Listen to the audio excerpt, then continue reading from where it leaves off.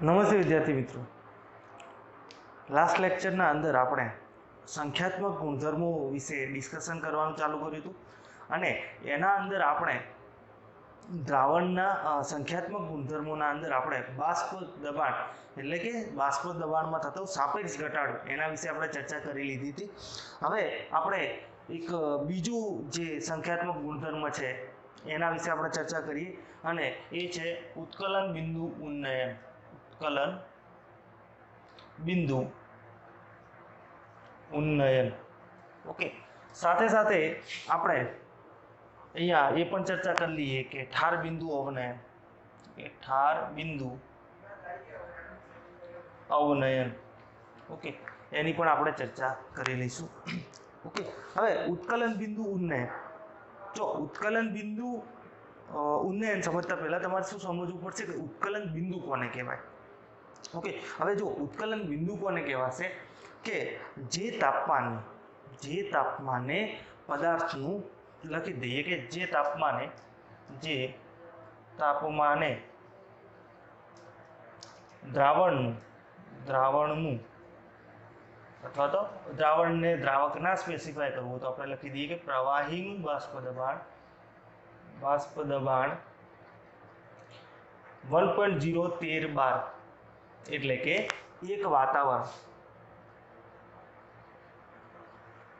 થાય તે તાપમાનને ઉત્કલન બિંદુ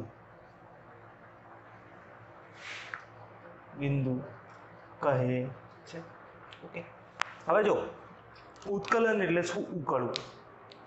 બરાબર, એટલે બેઝિકલી આના અંદર છે શું કે તમે કોઈ પણ લિક્વિડને જ્યારે ગરમ કરતા હો, આપણે ધારો કે આ લિક્વિડ છે, બરાબર, હવે એને જ્યારે નોર્મલ કન્ડિશનમાં આપણે મૂકીએ તો અહીંયા શું થશે કે સપાટી પરના જે અણુઓ છે એ આજુબાજુમાંથી એનર્જી કલેક્ટ કરી અને પછી બાષ્પીભવન પામતા હોય છે. ઓકે, હવે આને આપણે જો ગરમ કરવાનું ચાલુ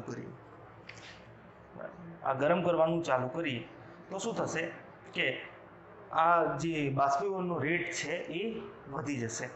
પણ જ્યારે આ જે બાષ્પ દબાણ છે એટલે કે સપાટી ઉપરનું જે દબાણ છે, કે ઉપર જો આપણે ખુલ્લું રાખીએ તો શું થશે કે અણુઓ ઉડી જશે. એટલે જે આપણે બાષ્પ દબાણ ચેક કરવા માટે શું કરતા હતા કે અહીંયા ઢાંકી દેતા હતા અને પછી આપણે બાષ્પ દબાણ નક્કી કરતા હતા. હવે જો ઉકળવાની જે ઘટના છે એ ક્યાં થાય? ખુલ્લા પાત્રમાં જ થાય. ઓકે, હવે જો આ વસ્તુ ખાસ ધ્યાન રાખવી પડે કે જે ઉકળવાની ઘટના છે એ કેવી થાય? ખુલ્લા પાત્રમાં જ થાય. તમે બંધ પાત્રમાં કદી ઉકળે ના આવી વસ્તુ.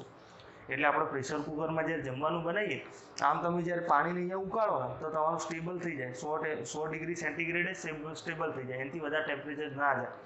ઓકે, પાણી ઉકળવાનું ચાલુ રહેશે ને 100 ડિગ્રી ટેમ્પરેચર થશે. પ્રેશર કુકરનું એટલે જ વાપરવામાં આવે કે જેથી કરીને એનું જે ટેમ્પરેચર છે એ થોડું વધારે ડિગ્રી સુધી જઈ શકે.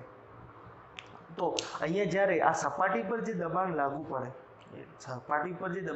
પડે અને જે બાષ્પ દબાણ છે, ઓકે, એટલે કે જે સપાટી પરનું દબાણ અને બહારનું જે દબાણ છે, સપાટી પરનું જે છે એ બાષ્પ દબાણ જે બહાર વેપર નીકળે છે, ઓકે, પ્રવાહી જે બાષ્પ નીકળે છે, ઓકે, એનું જે દબાણ છે જે સપાટી ઉપર બનાવે એ બાષ્પ દબાણ અને જે બહારનું દબાણ છે એ બધું બંને જ્યારે સરખું થાય, ઓકે, તો એ વખતે આ જે પ્રવાહી છે એના અંદરથી બધી જગ્યાએથી એના અણુઓ છે એ ઉકળવાનું ચાલુ થાય. તમે નોટિસ કરજો કે જ્યારે પાણીને આપણે બોઇલ કરતા હોઈએ એટલે શું થશે કે સ્ટાર્ટિંગના અમુક સમય સુધી એ પ્રવાહી એમનેમ પાણી ઉકળશે, એટલે એમનેમ ગરમ થશે. પછી જ્યારે અમુક સમય પછી શું થશે, અંદરથી પરપોટા નીકળવાનું ચાલુ થશે. ઓકે, તો એ પરપોટા કેમ નીકળે છે? કેમ કે જ્યારે આ દબાણ અને બાહ્ય દબાણ બંને સેમ થઈ જશે એટલે આ જે પ્રવાહી છે એની અંદરથી બધી જ જગ્યાના કણો છે, એટલે કે અહીંયાનો કણો પણ બાષ્પીભવન પામી ઉપર આવશે, અહીંયાનો પણ આવે, અહીંયાનો પણ આવે, એટલે એના જે આખા પ્રવાહીના જે કણો, પહેલાં શું થતું હતું ખાલી સપાટીના જ જે અણુઓ હતા એ બાષ્પીભવન પામતા હતા. હવે બધા કણો છે એ બાષ્પીભવન પાવી અને ઉપર જાય છે. એટલા માટે શું થાય, આપણને ઉકળવાનું જે ઘટના છે એ જોવા મળે. ઓકે, હવે જો બહાર જે વાતાવરણ છે એ કેવું હોય, જો બહારનું જે તાપમાન હોય ને બહારનું જે પ્રેશર હોય દરેક જગ્યાએ અલગ અલગ હોય. આપણે એક વાતાવરણ લઈએ છીએ, બરાબર, પણ આપણે એક્ઝેક્ટ એ પ્રમાણે ચેક ના કરી શકીએ ને. કેમ કે ધારો કે અહીંયા આપણે જે હાઈટ ઉપર છીએ ત્યાં વાતાવરણ થોડું બાષ્પ દબાણ કદાચ વધારે જોવા મળે. આપણે જો સમુદ્ર સપાટીથી નીચે સમુદ્ર સપાટી જેટલી સપાટી હોય તો અહીં તમે કોઈ ઊંચાણવાળી જગ્યાએ જઈએ તો ત્યાં આગળ બાહ્યતમ જે દબાણ છે એ ઓછું હોય, એટલે એ વખતે તમારું ઓછા ટેમ્પરેચરે પાણી જે ઉકળવાની શરૂઆત થઈ જાય. ઓકે, તમે જો ઊંચાઈવાળી કોઈ જગ્યાએ જાઓ ત્યાં ઓછા ટેમ્પરેચરે પાણી ઉકળવાની શરૂઆત થઈ જાય. ઓકે, એટલે અમુક વખત તમે ક્યાંક વાંચ્યું બી હશે કારણ આપો કે ભાઈ ઊંચાઈવાળી જગ્યાએ રસોઈ બનાવતા ત્યાં વાર લાગે છે, કેમ કે ત્યાં પાણી છે એવું નીચા તાપમાને ઉકળવાનું ચાલુ થઈ જાય, ટેમ્પરેચર પછી વધશે નહીં. તો એટલે આપણે શું કરી દીધું, ફિક્સ કરી દીધું એને. કોઈ એક વાતાવરણ જ્યારે વેપર પ્રેશર થાય, બાષ્પ દબાણ થાય, તો એ વખતે એને આપણે ઉત્કલન બિંદુ કહી શકીએ. ઓકે, હવે આપણને એ ખબર છે કે પ્રવાહી કોઈ પણ જે ધારો કે આપણે એને ગ્રાફથી જ જોઈ લઈએ કે આપણે અહીંયા ધારો કે બાષ્પ દબાણ લઈએ, બાષ્પ દબાણ વિરુદ્ધ ટેમ્પરેચરનો ગ્રાફ લઈએ. ઓકે, બાષ્પ દબાણ વિરુદ્ધ તાપમાનનો તમે ગ્રાફ લીધો તો માની લો કે અહીંયા આ જે તાપમાન છે, બરાબર, તો આ તાપમાને દ્રાવકનું જે ઉત્કલન બિંદુ હતું એ આટલું હતું. અરે બાષ્પ દબાણ આટલું હતું, શુદ્ધ દ્રાવકની વાત કરું છું. શુદ્ધ દ્રાવકનું બાષ્પ દબાણ આટલું હતું, એનાથી થોડું તાપમાન વધારે હતું આટલું થયું, એનાથી થોડું વધારે આટલું થયું. તો એમ કરતાં એ આ રીતે વધે છે. બરાબર, તો આ જે પોઈન્ટ છે, ધારો કે અહીંયા એક વાતાવરણ દબાણ હોય, એક વાતાવરણ અથવા તો 1.013 બાર. બરાબર, તો આ જે અહીંયા આપણને એટલે એનો અર્થ એવો કે અહીંયા આ પોઈન્ટ ઉપર કેટલું પ્રેશર થયું, એક વાતાવરણ પ્રેશર થયું, અને એ જે એના સંગત જે તાપમાન છે, ઓકે, એને આપણે શું કહી દઈએ, ટીબી, અથવા તો શુદ્ધ દ્રાવક છે એટલે આપણે શું કહી દઈએ એને T0B, એટલે કે શુદ્ધ દ્રાવણનું આ શું થઈ ગયું, આપણને ઉત્કલન બિંદુ મળી ગયું. હવે આપણને એ ખબર છે કે કોઈપણ તાપમાને જ્યારે દ્રાવક શુદ્ધ દ્રાવકના અંદર અબાષ્પશીલ અશુદ્ધિઓ નાખવામાં આવે, અબાષ્પશીલ દ્રાવ્ય નાખવામાં આવે, તો એ કેસના અંદર અશુદ્ધિ પણ ઘણી જગ્યાએ શબ્દ વપરાય છે. તો અબાષ્પશીલ અશુદ્ધિઓ અથવા તો દ્રાવ્ય ઓગાળવામાં આવે છે, અબાષ્પશીલ દ્રાવ્ય ઓગાળવામાં આવે, તો એ કેસમાં શું થશે કે આ જ ટેમ્પરેચરે બાષ્પ દબાણ થોડું ઘટી જશે. બરાબર, એનાથી ઓછા ટેમ્પરેચરે અહીંયા પણ ઓછું જશે. તો એમ કરતાં એ ક્યાં જ આવીને ઊભું રહેશે, અહીંયા આવીને ઊભું રહેશે. તો આજે 1.013 વાતાવરણ દબાણ મેળવવા માટે એને શું કરવું પડ્યું, ટેમ્પરેચર થોડું વધારવું પડ્યું, અને અહીંયા આપણને શું મળ્યું, ટીબી, એટલે કે દ્રાવણનું ઉત્કલન બિંદુ મળ્યું. અને આ બંને વચ્ચેનો જે ડિફરન્સ છે એને શું કહેવાય, ડેલ્ટા ટીબી, અને આ જ છે એ ઉત્કલન બિંદુ ઉન્નયન. એટલે આમાં શું થયું કે આપણે આ શુદ્ધ દ્રાવક હતું એનું બાષ્પ દબાણ આ રીતે જતું હતું, અને આ તાપમાને એ 1.013 બાર બાષ્પ દબાણ થઈ જતું હતું, અને આપણે શું કહેતા હતા એને એનું ઉત્કલન બિંદુ કહેતા હતા. પણ આપણે શું કર્યું, એના અંદર કંઈક અબાષ્પશીલ દ્રાવ્ય ઓગાળ્યો. ઓકે, અબાષ્પશીલ દ્રાવ્ય ઓગાળ્યો. હવે એના લીધે શું થયું કે આ જે બાષ્પ દબાણ પહેલાં આટલું હતું એ પછી આટલું આવી ગયું. ઓકે, તો દરેક તાપમાને એવું થશે. પહેલાં આ તાપમાને ધારો કે વાત કરીએ, હું આ તાપમાને વાત કરું તો પહેલાં બાષ્પ દબાણ આટલું હતું, એની જગ્યાએ હવે ઘટીને આટલું થઈ જશે. તો એમ કરતાં તો પહેલાં જે તાપમાને 1.013 બાર વાતાવરણ દબાણ 1.013 બાર દબાણ અચીવ થતું હતું, હવે 1.013 બાર દબાણ અચીવ કરવા માટે આપણે શું કરવું પડે, થોડું વધારે ટેમ્પરેચર આપવું પડે છે. અને આ ટેમ્પરેચરને આપણે શું કહી દઈએ, ટીબી દ્રાવક માટે, અને આ બંને વચ્ચેનો જે ડિફરન્સ છે એને આપણે શું કહી દઈએ, બાષ્પ દબાણમાં થતો વધારો અથવા તો ઉત્કલન બિંદુ ઉન્નયન કહી શકીએ છીએ. ઓકે, તો ક્લિયર, તમને ખ્યાલ આવી ગયો, ગ્રાફનું ખબર પડી. ઓકે, ડિસ્ક્રિપ્શન તમે ચોપડીના અંદરથી લખી શકો છો. ઓકે, હવે આપણે આગળ ચર્ચા કરી તો આ પણ કેવો છે, એક સંખ્યાત્મક ગુણધર્મ છે. કેમ કે આપણે આગળ જોઈને આવ્યા છીએ કે બાષ્પ દબાણ જે છે, બાષ્પ દબાણમાં જે ઘટાડો થાય છે એ કેવો છે, સંખ્યાત્મક છે. અને એના અંદર જે દ્રાવ્ય પદાર્થ ઓગાળવામાં આવ્યો છે એ દ્રાવ્ય પદાર્થના ઉપર, એટલે મતલબ એ દ્રાવ્ય પદાર્થના કણના ઉપર આધાર રાખે છે. હવે અહીંયા શું થાય છે કે પ્રાયોગિક રીતે એવું માલુમ પડ્યું છે કે પ્રાયોગિક રીતે તે જણાયું છે કે આ જે ડેલ્ટા ટીબી છે, ઓકે, હવે જો અહીંયા ડેલ્ટા ટીબી બરાબર શું થાય,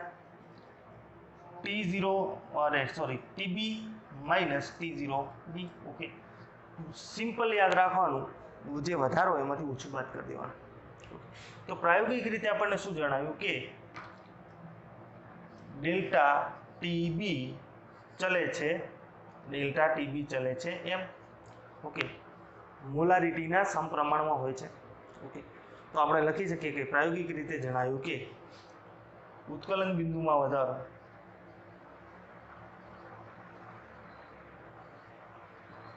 વધારો મોલારિટીના સમપ્રમાણમાં હોય છે, ઓકે. હવે આ ચલે છે કાઢવું હોય તો આપણને ખબર છે કે આપણે શું કરી શકીએ એને કે ડેલ્ટા ટીબી બરાબર કેબી ઇન્ટુ એમ, ઓકે. તો જ્યાં કેબી શું છે, જ્યાં કેબી બરાબર ઉત્કલન બિંદુ ઉન્નયન અચળાંક,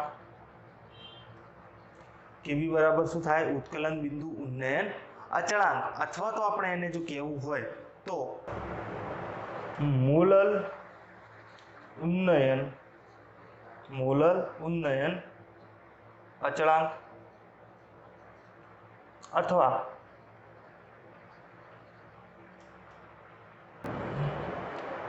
ક્વથનાંક અચળાંક કહે છે, ઓકે. એટલે ઉત્કલન બિંદુ ઉન્નયન અચળાંક, મોલર ઉન્નયન અચળાંક અથવા તો ક્વથનાંક અચળાંક કહે છે, ઓકે. તો શું થાય, ડેલ્ટા ટીબી બરાબર કેબી ઇન્ટુ એમ, ઓકે. હવે એમની જગ્યાએ આપણે વ્યાખ્યા એની મૂકી શકીએ કે ડેલ્ટા ટીબી બરાબર શું થાય, કેબી ઇન્ટુ મોલાલિટીનું સૂત્ર શું થાય કે 1000 ગુણ્યા W2 divided by M2 into W1. તો જ્યાં W1 બરાબર દ્રાવકનું વજન, દ્રાવકનું દળ, શેમાં, ગ્રામમાં.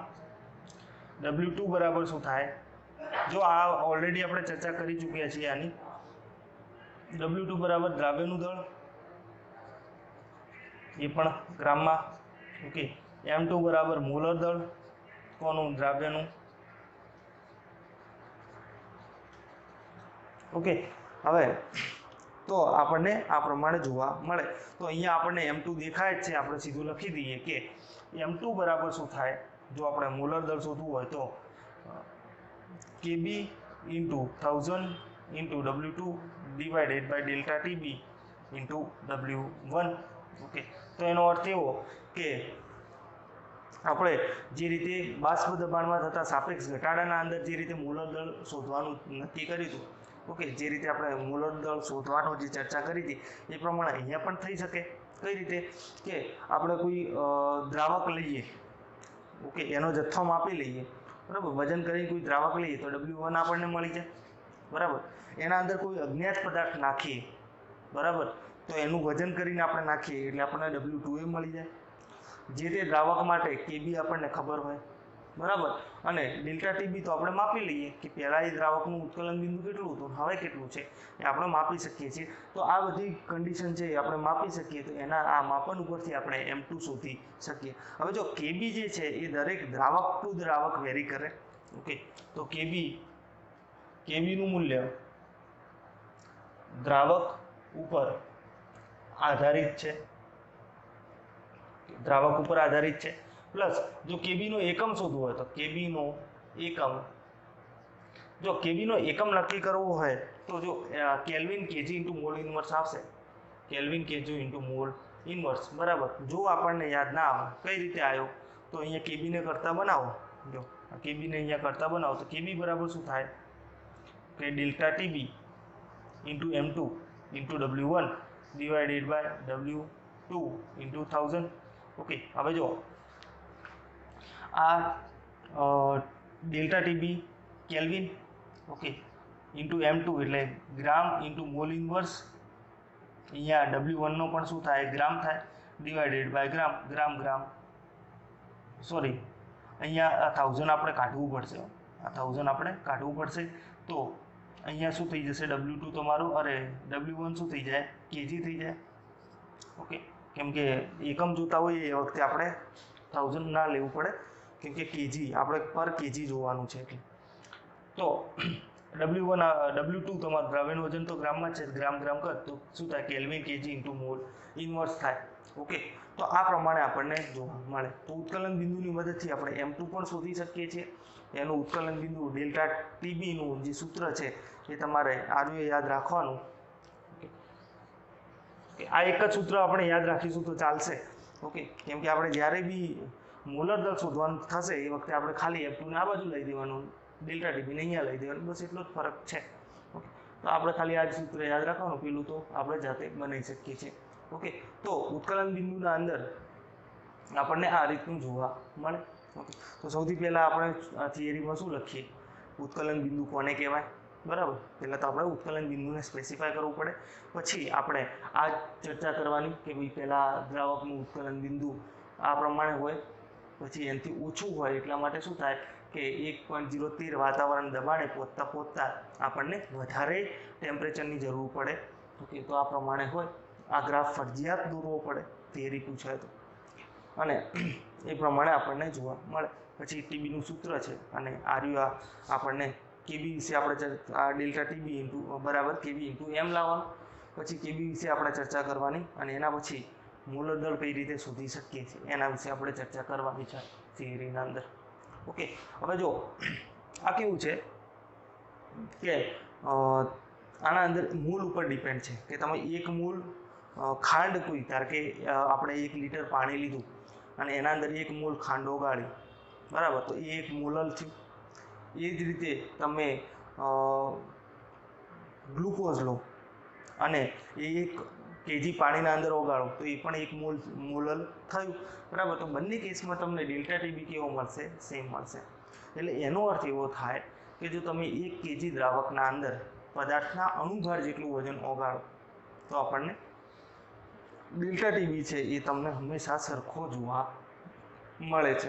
તો ચોપડીના અંદર કંઈક સુક્રોઝનું ઉદાહરણ પણ આપેલું છે કે 1 મોલ સુક્રોઝને તમે પાણીના અંદર ઓગાળો તો પાણીનું જે ટેમ્પરેચર છે એ 373.15 કેલ્વિન જે ઉત્કલન બિંદુ છે એ વધીને કેટલું થઈ જાય 373.52 કેલ્વિન આપણને જોવા મળે છે.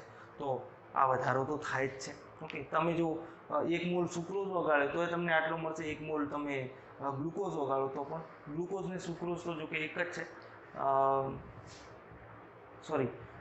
ગ્લુકોઝ ઓગાળો તો પણ તમને આટલું જ મળે, ગ્લુકોઝ ને ફ્રુક્ટોઝનું સૂત્ર સેમ છે.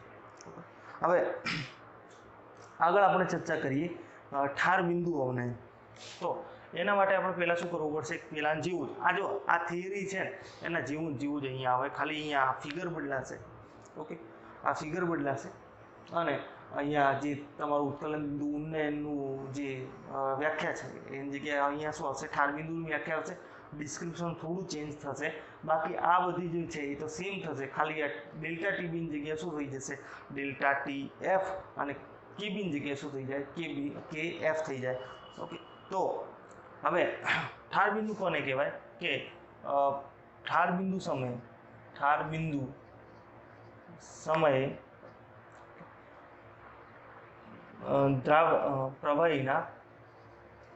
પ્રવાહીની પ્રવાહી કલા અને ઘન કલા વચ્ચે ગતિશીલ સંતુલન હોય, ગતિશીલ સંતુલન સ્થપાય. એ આપણને ખબર છે. કેમ કે જ્યારે આપણને પદાર્થ ઠરવાનું ચાલુ થાય એટલે ફ્રીઝિંગ થવાનું ચાલુ થાય તો એ વખતે આપણને ખબર છે કે એની પ્રવાહી કલા અને ઘન કલા વચ્ચે શું થાય, ગતિશીલ સંતુલન સ્થપાય છે. ઓકે, હવે અહીંયા શું થશે કે આ ગતિશીલ સંતુલન સ્થપાય એટલા માટે શું થાય કે તે વખતે ઘન કલા અને પ્રવાહી કલાનું બાષ્પ દબાણ કેવું હોય, સરખું હોય. એટલે ઘન અને પ્રવાહી કલાનું બાષ્પ દબાણ એ વખતે કેવું થશે, સરખું થશે. ઓકે, એટલે હવે જો આપણે એનું ગ્રાફ દોરીએ, અહીંયા પણ બાષ્પ દબાણ અહીંયા પણ ગ્રાફ બી સેમ જ આવશે, બાષ્પ દબાણ વિરુદ્ધ તાપમાનનો પણ દોરાશે અલગ રીતે. બાષ્પ દબાણ વિરુદ્ધ તાપમાનનો આપણે ગ્રાફ દોરાશે. હવે અહીંયા જો તમે શુદ્ધ દ્રાવકની વાત કરતા હોય તો અહીંયા તાપમાન ઘટતું અહીંયા જો ફ્રીઝિંગ પોઈન્ટ આવતો હોય, અહીંયા જો ફ્રીઝિંગ પોઈન્ટ તમને મળતો હોય આ ટેમ્પરેચર ઉપર, તો આ શું થઈ ગયું તમારું T0F થઈ ગયું. હવે આપણને ખબર છે કે જે તે તાપમાને જ્યારે દ્રાવણ બનશે તો બાષ્પ દબાણ કેવું આવશે? ઓછું આવશે. તો આ જ વસ્તુ તમારું શું થશે કે અહીંયા જઈને તમારું સ્ટેબલ થશે. આ વસ્તુનું શું થશે? અહીંયા જઈને તમને એક્ઝેક્ટ તમારું ઘનને પ્રવાહીનું બાષ્પ દબાણ સેમ જોવા મળશે. અને આ પોઈન્ટને આપણે શું કહી દઈએ? TF કહી દઈએ. બંને વચ્ચેનો ડિફરન્સ શું થાય? Delta TF. ઓકે, અને આટલું છે એ આપણું ઠરેલું દ્રાવણ જોવા મળે. ઓકે, જો આપણે દ્રાવક જે હોય, જો શુદ્ધ દ્રાવકની વાત કરીએ તો આટલાથી આટલા ગેપ દરમિયાન એ સંપૂર્ણ સોલિડ સ્ટેટમાં હશે, કેમ કે અહીંયા એનું ફ્રીઝિંગ પોઈન્ટ આવી ગયું પછી આટલા સુધી તો એ સંપૂર્ણ ઠરી જશે. ઘન દ્રાવક કહી શકીએ તો પણ ચાલે. અહીંયા આ દ્રાવક છે, અહીંયા શું છે? દ્રાવણ છે. એ પણ અહીંયા પણ સ્પેસિફાય કરવું પડે આ શું છે? દ્રાવક છે. આ લીટી છે નીચે દ્રાવણની છે. ઓકે, તો આપણને એ રીતે જે પહેલાં આ ટેમ્પરેચર ઉપર તમારા બંને બાષ્પ દબાણ સરખા થતા હતા એ હવે આ ટેમ્પરેચર ઉપર સરખા થાય છે. એટલે તમારા ઠાર બિંદુના અંદર શું થઈ ગયું? થોડો ઘટાડો થઈ ગયો. અને એમાં પણ શું થયું કે પ્રાયોગિક રીતે જણાવ્યું છે કે ઠાર બિંદુમાં થતો ઘટાડો અહીંયા સેમ જ આવશે કે આપણે પેલી થિયરી અહીંયા જ લખી દઈએ કે જો તો તાપમાન અહીંયા T0 અને TF બરાબર શું થાય? ઓછામાં વધુમાંથી ઓછું બાદ કરવાનું. અહીંયા વધારે શું છે? T0F minus TF. ઓકે, આમાં આ રીતે થશે. પ્રાયોગિક રીતે જણાવ્યું છે કે ઉત્કલન બિંદુ એની જગ્યાએ શું આવશે? ઠાર બિંદુમાં થતો ઘટાડો એ મોલારિટીના સમપ્રમાણમાં હોય. ડેલ્ટા TF ચલે છે એમ થાય. અહીંયા શું થાય? Delta TF. અહીંયા શું થશે? કેબીની જગ્યાએ શું આવે? KF આવશે. ઓકે, હવે જે કેબીને આપણે ઉત્કલન બિંદુ ઉન્નયન અચળાંક કહેતા હતા, તો અહીંયા એને શું કહેવાશે? ઠાર બિંદુ અવનયન અચળાંક. ઠાર બિંદુ અવનયન અચળાંક અથવા તો મૂલલ અવનયન અચળાંક. મૂલલ અવનયન અચળાંક. ઓકે, તો TF ની જગ્યાએ TB ની જગ્યાએ TF, KB ની જગ્યાએ KF સેમ આવશે. ઓકે, W1 W2 M2 તો સેમ જ રહેવાનું છે. અહીં ઇવન KF ની જે સૂત્ર જે એકમ છે એ પણ બદલાશે નહીં. ઓકે, તો KF નું મૂલ્ય એ પણ દ્રાવક ઉપર આધાર રાખે અને KF નો એકમ પણ શું છે? Kelvin kg into mall inverse જ થાય. હવે M2 માટે પણ અહીંયા શું થઈ જશે? KF અને અહીંયા ડેલ્ટા TF. ઓકે, KF અને અહીંયા ડેલ્ટા TF થાય. ઓકે, તો આ સેમ થિયરી જે રીતે તમે ઉત્કલન બિંદુના અંદર લખો એ જ રીતે તમારે ઠાર બિંદુના અંદર લખવાની છે. સેમ જો તમારે કોઈ પણ અજ્ઞાત પદાર્થનું આપણે એનું મોલર દળ કાઢવું હોય તો આપણે વજન કરેલું જ કોક લઈએ. ઓકે, દ્રાવક આપણે વજન લઈએ એ આપણને ખબર છે તો W1 આપણને ખબર હોય, જે તે દ્રાવણ માટે KF પણ આપણને ખબર હોય, W2 દ્રાવ્ય તમે માપીને નાખો છો તો એ પણ ખબર હોય, અને તમે આ પ્રેક્ટિકલી માપી શકો. T0F અને TF બંને માપી શકીએ તો ડેલ્ટા TF પણ તમને ખબર પડી જાય. તો એ રીતે આપણે એને શોધી શકીએ છીએ. ઓકે, હવે તો બંને થિયરી તમે પૂછાય તો આરામથી લખી શકો છો. ઓકે, હવે ખાસ તો અહીંયા શું હોય કે આ ગ્રાફ બંને થિયરીના અંદર આવવા જોઈએ. જ્યારે બી તમે થિયરી લખતા હોય ત્યારે પેન્સિલથી જ દોરવાના, અને આ જે ડિસ્ક્રિપ્શન છે એ વ્યવસ્થિત રીતે તમારે લખી શકો છો. ઓકે, આપણે ચોપડીનો શબ્દો વાપરવાનો ટ્રાય કરવાનો. હવે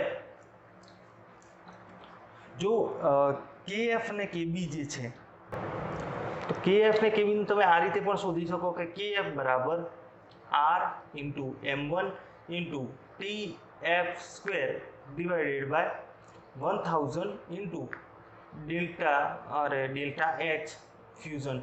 ઓકે, તો આ રીતે પણ આપણે શોધી શકીએ. તો એ રીતે જો KB માટે લખવું હોય તો સેમ જ આવશે કે R into M1 into TB square આવે અહીંયા, અને આ શું આવે ડેલ્ટા વેપરાઇઝેશન એન્થાલ્પી. ઓકે, તો જ્યાં આર શું છે વાયુ અચળાંક, m1 શું છે દ્રાવકનું મોલર દળ, TF શું થાય તમારો TF બરાબર દ્રાવણનું ગલન બિંદુ, ઠાર બિંદુ, ગલન બિંદુ ઠાર બિંદુ જો કે એક જ હોય. TB બરાબર શું થાય દ્રાવણનું ઉત્કલન બિંદુ, ડેલ્ટા H ફ્યુઝન એટલે ગલન એન્થાલ્પી, ગલન એન્થાલ્પી. ઓકે, એટલે એ વખતે જે એન્થાલ્પી ચેન્જ થઈ હોય એ ગલનમાં ફેઝ ટ્રાન્સફોર્મેશનમાં, એટલે આ જો ગલન એન્થાલ્પી એટલે બંને કેસમાં સેમ જ આવે. જો તમે પ્રવાહીથી ખાલી સાઇન ચેન્જ થઈ જશે કે પ્રવાહીથી ઘનના અંદર જો, ઓકે, પ્રવાહીથી ઘનમાં કે ઘનથી પ્રવાહીમાં જે હીટ ટ્રાન્સફોર્મેશન છે એ તો સેમ જ આવશે. જો પ્રવાહીથી ઘન વખતે જે હીટ તમારે બહાર ખેંચવી પડી હોય એટલી જ એને ગાળવા માટે તમારે દેવી પડશે. અને ડેલ્ટા H વેપરાઇઝેશન એટલે તમારું શું થાય બાષ્પાયન એન્થાલ્પી, એટલે કે બાષ્પીભવન માટે જે આપણને એન્થાલ્પી જોઈએ એ એન્થાલ્પી આપણને મળે છે. ઓકે, તો ચોપડીના અંદર આપણને આના થિયરી પતે એટલે જે આ કોઠો છે એના અંદર આપણને ઘણા બધા દ્રાવક માટે KF અને KB ના મૂલ્યો આપેલા છે. ઓકે, બંને સેમ જ આવશે તમારે, એકમ તો બંનેના અંદર સેમ જ આવશે, વેલ્યુ અલગ અલગ હશે. ઓકે, તો એ રીતે આના જે એક્ઝામ્પલ છે એ બી એકદમ સિમ્પલ જ હોય છે. તો એના વિશે આપણે ચર્ચા કરીએ. તો સૌથી પહેલાં આપણે ચાલુ કરીએ કોયડો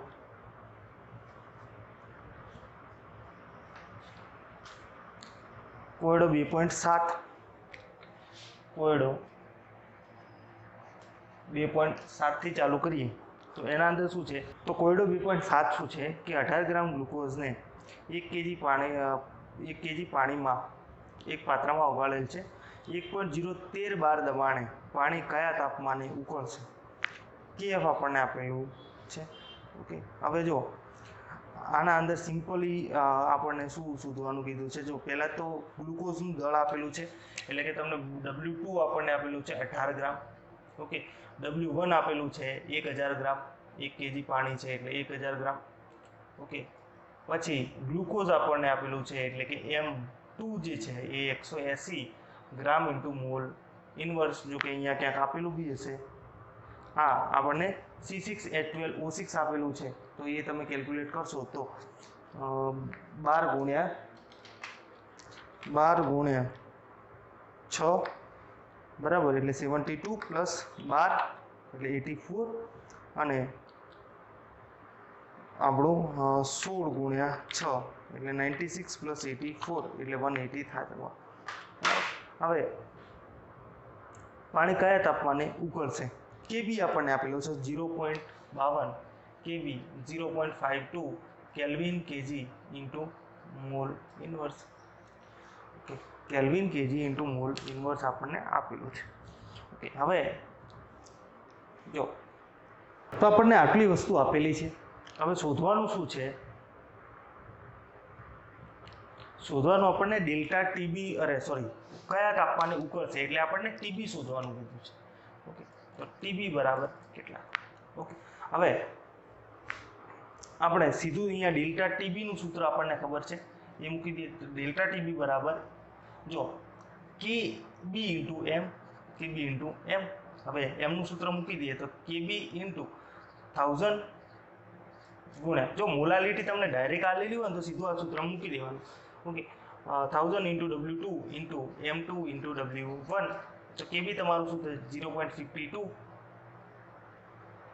ગુણ્યા 1000 ઇન્ટુ W2 એટલે 18, M2 એટલે 180, W1 કેટલું છે 1000 જ છે. ઓકે, કટ થઈ ગયું અહીંયા 10 એટલે 0.052. ઓકે, ડેલ્ટા TB તમને જોવા મળ્યું. હવે જો અહીંયા એકમ લખવાની કોઈ જરૂર નથી અને તમારો જવાબ નથી આવ્યો, મોસ્ટ ઇમ્પોર્ટન્ટ કેમ કે તમે હંમેશા અહીંયા નજર મારતા રહેવું પડે કે તમારે શોધવાનું શું છે. ઓકે, ઘણી વખત શું હોય અહીંયા આટલું કરીને આપણે મૂકી દેતા હોઈએ દાખલો, પણ એ જવાબ ના કહેવાય. તો અહીંયા જો તમારું જે ડેલ્ટા ટીબી છે એ કેલ્વિન માટે એઝ વેલ એઝ સેલ્સિયસ માટે કેવું મળશે? સરખું મળશે. ઓકે, કેમ કે તમે કેલ્વિનના અંદર કોઈ ડિફરન્સ કાઢો, સેલ્સિયસના અંદર ટૂંક જે ડિફરન્સ કાઢો, ત્યારે કે તમારું કોઈ ઉત્કલન બિંદુ છે એ વધીને 101.5 ડિગ્રી સેન્ટીગ્રેડ થયું છે. ઓકે, તો તમે શું કરો? 101.5 101.5 વત્તા 273.15 કરીને તમે શું કરો? એને કેલ્વિનમાં ફેરવો.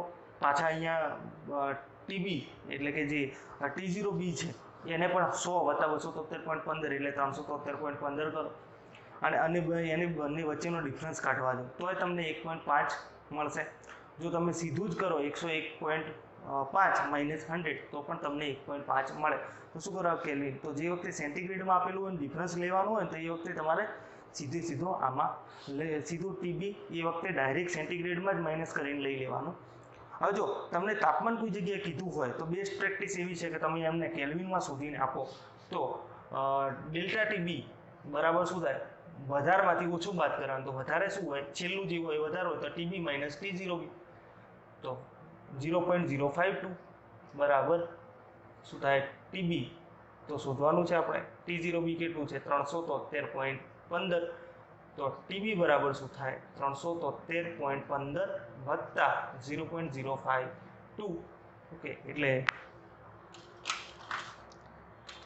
373.15 વત્તા 0.052 એટલે 373.20 કેલ્વિન આપણને મળ્યું. એટલે આપણે લખી શકીએ કે આ દ્રાવણનું ઉત્કલન બિંદુ એ વધીને 373.20 કેલ્વિન થશે.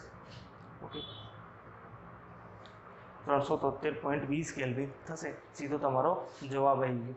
ઓકે, હવે એના પછીનું જે કોયડો છે એ શું છે કે બેન્ઝીનનું ઉત્કલન બિંદુ આપણને આપેલું છે. જ્યારે 1.80 ગ્રામ અબાષ્પશીલ દ્રવ્ય 90 ગ્રામ બેન્ઝીનના અંદર ઓગાળવામાં આવે છે તો ઉત્કલન બિંદુ વધીને 354.11 કેલ્વિન થાય છે. તો દ્રાવ્યનું મોલર દળ ગણો. બેન્ઝીન માટે આપણને કેબીનું મૂલ્ય આપેલું છે, ફાવશે તમને, જાતે ગણી લઈશું. જો ઉત્કલન બિંદુ આપ્યું છે જૂનું એટલે કે T0B તમને 353.23 આપેલું છે, ટીબી તમને આપેલું છે 354.11. બંને વચ્ચેનો ડિફરન્સ તમે લેશો એટલે તમારે શું મળી જાય? ડેલ્ટા ટીબી મળી જશે તમને સીધું અહીંયા. ઓકે, તો ડેલ્ટા ટીબી તમને આપેલું છે. તમારે શોધવાનું શું છે? M2 શોધવાનું છે. એના સિવાયનું બાકીનું બધું તમને આપેલું છે. ઓકે, તો ફાવશે. હવે નેક્સ્ટ એક્ઝામ્પલ આપણે જોઈએ.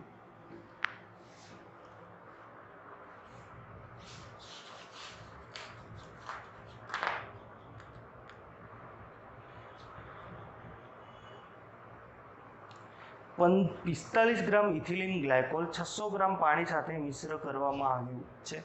તો ઠાર બિંદુ અવનયન અને ઠાર બિંદુ ગણો. ઓકે, હવે જો પાણીનું અહીંયા તમને KF આપેલું નથી એટલે એ કેમ નથી આપેલું? કેમ કે આપણે શેમાંથી જોવાનું? એને જે પેલું આગળ ટેબલ આપેલું છે એમાંથી જોવાનું. જો તમને એક્ઝામમાં દાખલો પૂછાશે તો એ વખતે તમને KF ડેફિનેટલી આપવામાં આવશે. Okay, 1.86 kelvin KG into mall inverse. Okay, તો આ પણ સિમ્પલ જ દાખલો છે. તમારે શું કરવાનું? દ્રાવ્યનું દળ આપેલું છે તમને 45 ગ્રામ W2. ઓકે, W1 તમને 600 ગ્રામ આપેલું છે, પાણી 600 ગ્રામ લઈએ છીએ. M2 ઇથિલિન ગ્લાયકોલનું જે આપણને સૂત્ર છે એ આપેલું છે, એ શોધી લેવાનું તમારે. એ તમારું 62 ગ્રામ ઇન્ટુ મોલ ઇન્વર્સ આવે છે. ઠાર બિંદુ અવનયન એટલે ડેલ્ટા TF શોધવાનો છે, એ આપણને સીધો મળી જાય છે. અને દ્રાવણનું ઠાર બિંદુ ગણો તો એ તમારે શું કરવાનું કે TF બરાબર ડેલ્ટા TF જે તમને મળે તો delta TF is equal to T0F minus TF. તો T0F તમારું શું આવશે? 273.15. 273.15 કેલ્વિન તમારો TF આવશે. ઓકે, એના પછી તમારે જે ડેલ્ટા TF આવ્યો. ઓકે, એટલે તમારે શું કરવાનું કે TF બરાબર શું થાય? આ રહ્યું આ બાજુ આવે, આ અહીંયા જાય એટલે 273.15 માઇનસ જે તમારું ડેલ્ટા ટીએફ આવે એ, તો સીધો તમને ટીએફ મળી જાય. તો બંને સિમ્પલ જ છે, તમે ગણી શકો છો. એના પછી કોયડો 2.10 છે એ 1 ગ્રામ અવિદ્યુત વિભાજ્ય દ્રાવ્ય જે 50 ગ્રામ બેન્ઝીનમાં ઓગાળેલ છે તે બેન્ઝીનના ઠાર બિંદુના 0.40 કેલ્વિનનો ઘટાડો કરે છે. ઓકે, તો અહીંયા ઠાર બિંદુ અવનયન અચળાંક આપણને આપેલું છે, મૂલ દળ ગણવાનું છે. સીધું છે, તમને સીધો બેઠો ડેલ્ટા ટીએફ જ આપેલો છે. ઓકે, ઠાર બિંદુ અવનયન અચળાંક પણ આપેલો છે અને મૂલર લીટીના અંદર આપણને શું આપેલું છે, W2 આપેલું છે, W1 આપેલું છે. બાકી વધ્યું શું, M1 વધ્યું, એ તો શોધવાનું છે. ઓકે, સિમ્પલ જ દાખલો છે. તો આ જે કોયડો 2.8, 9 અને 10 તમારે હોમવર્કના અંદર કોયડો 2.8, 2.9 અને 2.10. ઓકે, ચાલો.